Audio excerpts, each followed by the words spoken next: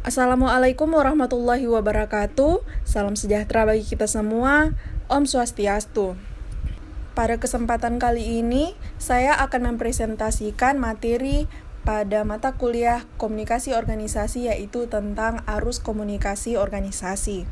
Sebelum itu, terlebih dahulu saya akan memperkenalkan anggota kelompok 4 selaku tim penyusun pada materi kali ini. Yang pertama Amar Talib, yang kedua Febrianti Tinelo, dan yang ketiga yaitu saya sendiri, Safira Junita Luneto. Adapun dosen pengampu pada mata kuliah komunikasi organisasi ini yaitu Ibu Siti Mayasari Pakaya, Esos MIKOM. Baiklah, langsung saja kita masuk pada materi tentang arus komunikasi organisasi. Pertama-tama saya akan menjelaskan tentang apa itu arus komunikasi. Arus komunikasi adalah suatu aliran atau jaringan penyebaran informasi yang terjadi di dalam suatu organisasi. Arus komunikasi menunjukkan pola pengelolaan informasi untuk secara tetap dan berkesinambungan menciptakan, menampilkan, mengirim, dan menerima, serta menafsirkan pesan atau informasi. Apabila kita cermati, informasi tidak mengalir dengan sendirinya, karena informasi itu sendiri bukan merupakan suatu benda hidup.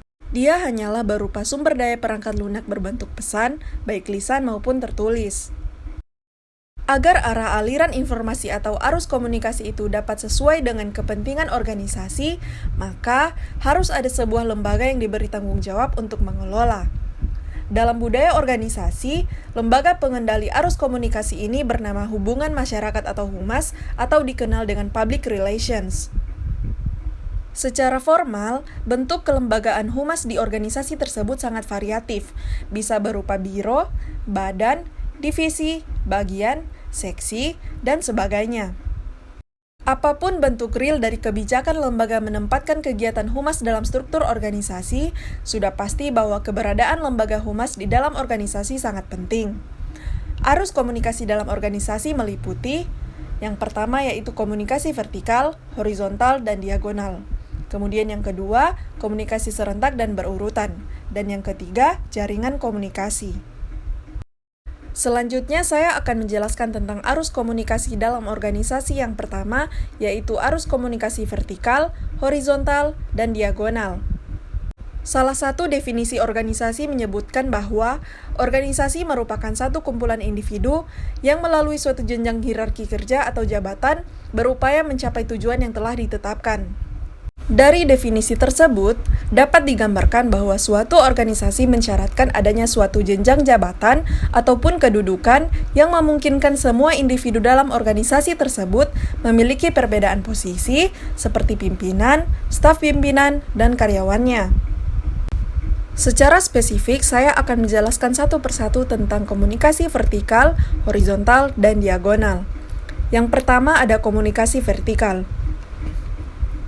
Komunikasi vertikal adalah arus komunikasi dengan melibatkan pihak-pihak yang secara hierarkis memiliki jenjang kedudukan struktural yang berbeda. Misalnya, komunikasi antara manajemen dengan staf, antara pimpinan dengan bawahan, antara kepala bagian dengan subbagian, dan sebagainya. Komunikasi vertikal ini dapat dibedakan menjadi dua arah arus komunikasi, yaitu komunikasi vertikal ke bawah atau downward communication, dan yang kedua, vertikal ke atas atau upward communication. Yang dimaksud dengan komunikasi vertikal ke bawah adalah penyampaian informasi dari atasan kepada bawahan, atau dari pimpinan kepada staf, atau dari pejabat kepada pejabat lain yang secara struktural organisatoris berada di bawahnya. Jadi, komunikasi vertikal ke bawah berlangsung ketika orang-orang pada tataran manajemen mengirimkan pesan kepada bawahannya. Sedangkan, komunikasi vertikal ke atas adalah rangkaian kegiatan penyampaian informasi dari pejabat yang mempunyai kedudukan lebih rendah kepada pejabat yang berkedudukan lebih tinggi dari staf kepada pimpinan.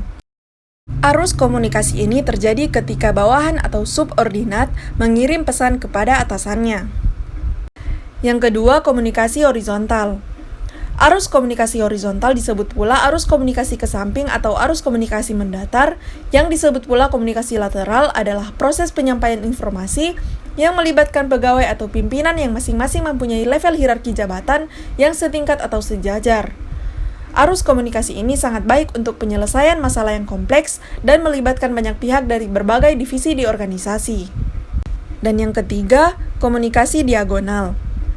Komunikasi diagonal adalah proses penyampaian dan penerimaan informasi atau arus komunikasi yang berlangsung antara pegawai pada tingkat kedudukan yang berbeda, pada tugas dan fungsi yang berbeda, dan satu sama lainnya tidak mempunyai wewenang langsung.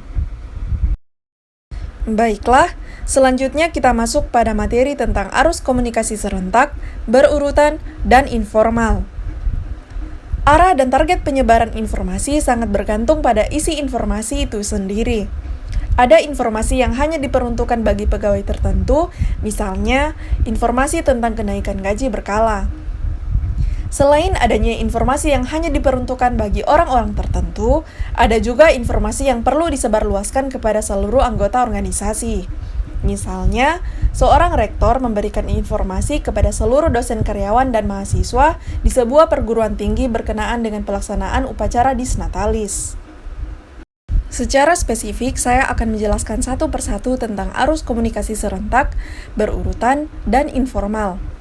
Yang pertama ada arus komunikasi serentak. Arus komunikasi serentak adalah suatu proses penyebar luasan informasi yang memungkinkan semua sasaran atau tujuan dapat menerima informasi dari sumber itu secara bersamaan atau secara serentak. Dengan berkembangnya teknologi komunikasi, tugas menyebarkan informasi secara serentak menjadi lebih mudah. Bagi organisasi itu sendiri, dapat mengupayakan dengan mengusahakan media komunikasi tertentu seperti brosur, buletin, maupun sarana komunikasi elektronik seperti sistem televisi saluran terbatas. Dengan bantuan media tersebut, para pegawai yang tersebar di berbagai unit kerja dapat memperoleh informasi dari pihak manajemen.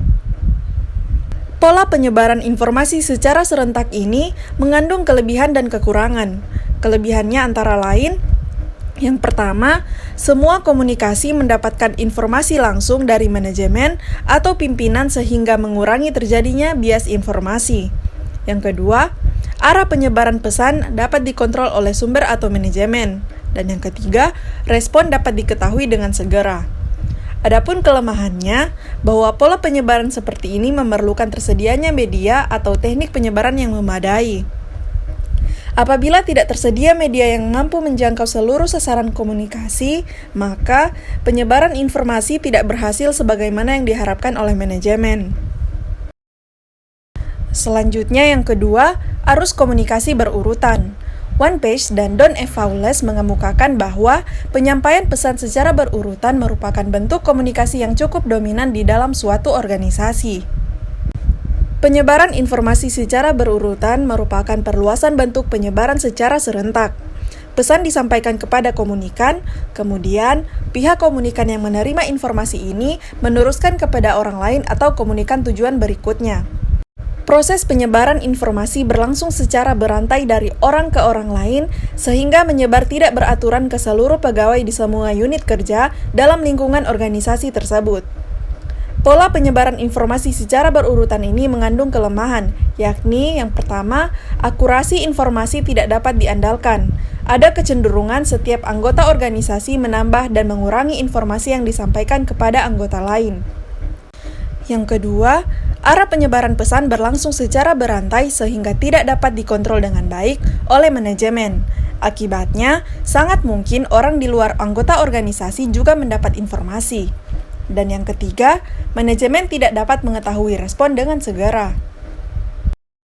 Selanjutnya kita masuk pada bagian arus komunikasi yang ketiga, yaitu arus komunikasi informal. Setiap organisasi memiliki pola penyebaran informasi melalui arus komunikasi informal, yaitu penyebaran informasi yang berlangsung secara alamiah dan tidak dilakukan kontrol oleh manajemen, serta pesan yang didistribusikan biasanya berupa isu, rumor, desas-desus, dan sejenisnya. Arus komunikasi informal ini, intensitas dan frekuensinya akan meningkat ketika para anggota organisasi mensinyalir jaringan komunikasi formal tidak mengakomodasi aspirasi anggota. Jadi, anggota memilih arus komunikasi ini dan merasa nyaman berkomunikasi dengan cara ini.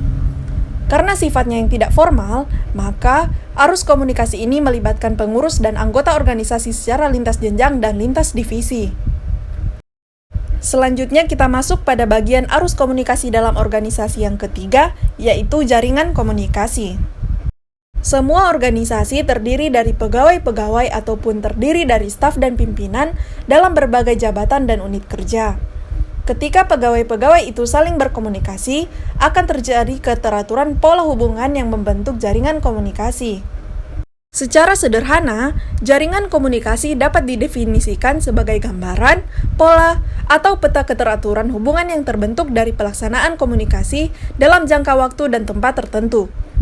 Konsekuensi dari terbentuknya jaringan komunikasi adalah bahwa dalam peta proses komunikasi, ada pegawai yang mengambil peran besar, namun ada pula yang kecil peranannya. Ada yang terlibat aktif dalam komunikasi, dan ada pula yang pasif. Berdasarkan pendekatan studi komunikasi organisasi, maka hubungan yang bervariasi di sebuah organisasi akan melahirkan predikat tertentu bagi pegawai untuk menggambarkan posisi mereka dalam suatu jaringan komunikasi organisasi. Predikat tersebut antara lain, yang pertama ada klik, yang kedua penyendiri, yang ketiga jembatan, yang keempat penghubung atau mediator. Baiklah, itulah tadi beberapa materi terkait dengan arus komunikasi organisasi yang dapat kami sampaikan. Kepada dosen pengampu kami ucapkan terima kasih. Lebih dan kurangnya kami mohon maaf. Wassalamualaikum warahmatullahi wabarakatuh.